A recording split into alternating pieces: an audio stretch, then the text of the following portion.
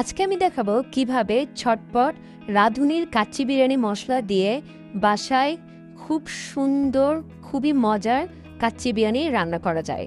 এটা খুবই তাড়াতাড়ি হয়ে যাবে আর বেচারাদের জন্য খুবই একটা ভালো সুযোগ তাড়াতাড়ি করে রান্না করে খাওয়ার জন্য। এখন আমি আপনাদেরকে দেখাবো আমি কি কি মশলা ইউজ করলাম রাঁধুনি কাচ্চি বিরিয়ানি মশলার সাথে, অ্যান্ড আমি একে ওভারনাইট মেরিনেট করে রাখবো। প্রথমে আমি দিচ্ছি জিরা গুঁড়া, শুকনো লঙ্কার গুঁড়া, কাশ্মীরি রেড চিলি শুধু সুন্দর কালারের জন্য, আদা রসুন পেস্ট, সব কিছুই আমি আমার আন্দাজ মতো দিয়ে ফেলছি। আপনারা আপনাদের মাংসের পরিমাণ মতো দিয়ে নেবেন। এখন দিচ্ছি টক দই।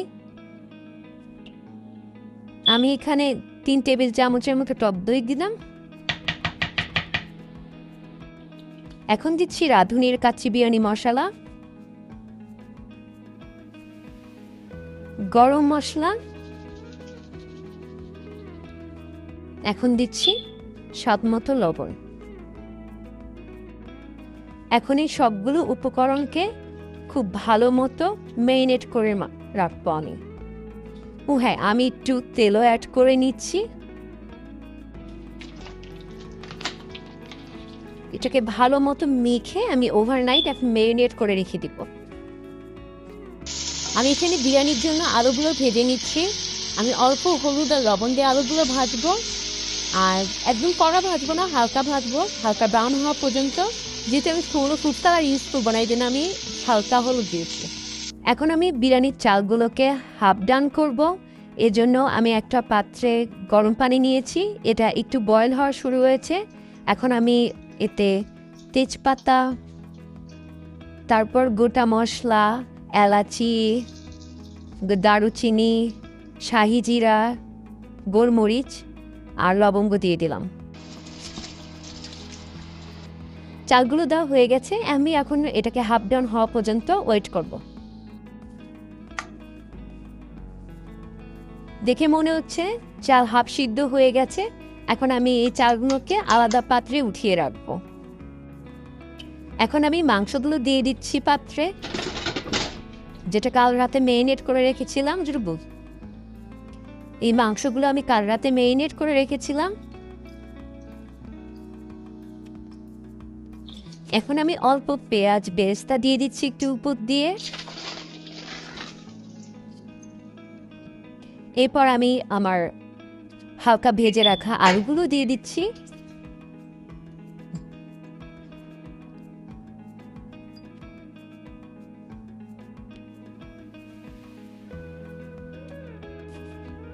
এরপর আমি আমার ওই হাফ ডান চালগুলো উপর দিয়ে দিচ্ছি। চালগুলোকে সমানভাবে সুন্দর করে চারিদিকে এভাবে ছড়িয়ে নিতে হবে। এখন দিয়ে আটটু পেঁয়াজ বেরেস্তা দিয়ে দিব।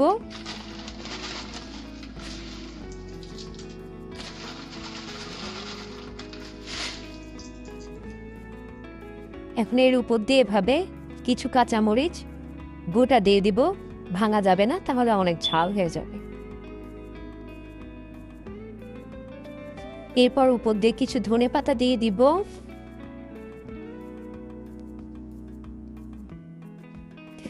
কিছু কিশমিশ দিয়ে দিব। আপনারা চাইলে আমন্ড, এগুলো বাদামও গুঁড়া করে দিতে পারেন, তো আমি আজকে দিচ্ছি না।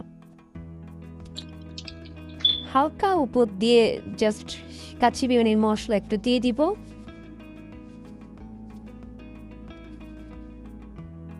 এখন আমি এর মাঝে কিছু গর্তের মতো করে নিব চালের ভিতরে নিয়ে।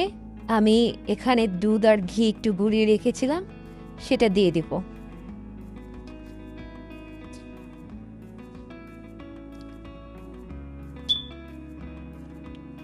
এখন উপর দিয়ে আমি ক্যারোজল ছিটিয়ে দিচ্ছি। দিয়ে এখন আমি একটা অ্যালুমিনিয়াম ফয়েল দিয়ে এর মুখটা খুব ভালোভাবে আটকায় দিব। এখন আমি এটাকে এভাবে ঢেকে দিব আমি একে টোটাল 40 মিনিট রান্না করব। প্রথম 10 মিনিট হাই হিটে রান্না করব, আর লাস্টে 30 মিনিটস মিডিয়াম টু লো হিটে রান্না করব। হয়ে গেছে আমার বিরিয়ানি। আমি প্লেটে সার্ভ করে আপনাদের দেখাচ্ছি। এখন আমি রায়তা তৈরি করব। রায়তা তৈরির জন্য এখানে প্রয়োজন মতো আমি টক দই নিয়ে নিয়েছি। আমি ইউজ করতেছি গ্রিক প্লেন ইয়োগার্ট, আর এতে একটু পানি মিশিয়ে ভালোভাবে ফেটিয়ে নেব। ফেটিয়ে নেওয়ার পর কনসিস্টেন্সিটা এরকম হয়েছে। এখন আমি এতে দিয়ে দিচ্ছি শসা, এখন দিচ্ছি পেঁয়াজ, টমেটো আর ধনেপাতা। আচ্ছা, আমার রায়তা তৈরি হয়ে গেছে। আমি পরে এখানে অ্যাড করেছিলাম ভাজা জিরের গুঁড়ো, গোলমরিচের গুঁড়ো, বিট লবণ, আর শেষে হচ্ছে একটু তেলে কালো সরিষার তেলে নিয়ে সেটা উপর দিয়ে দিয়ে দিয়েছি। রায়তার সাথে আসলে বিরিয়ানিটা জমে ভালো। আমি আরও বিভিন্ন ধরনেরই রায়তা করি, বাট আজকে এটা করলাম, অনেক মজা। আপনারা ট্রাই করে দেখতে পারেন আর আমাকে জানাবেন যদি ট্রাই করেন কেমন লাগলো। আমাদের বিরিয়ানি রেডি উইথ রায়তা। যদি আমার রেসিপি ট্রাই করে থাকেন অবশ্যই আমাকে কমেন্ট করে জানাবেন কেমন হইল। Thank you for watching.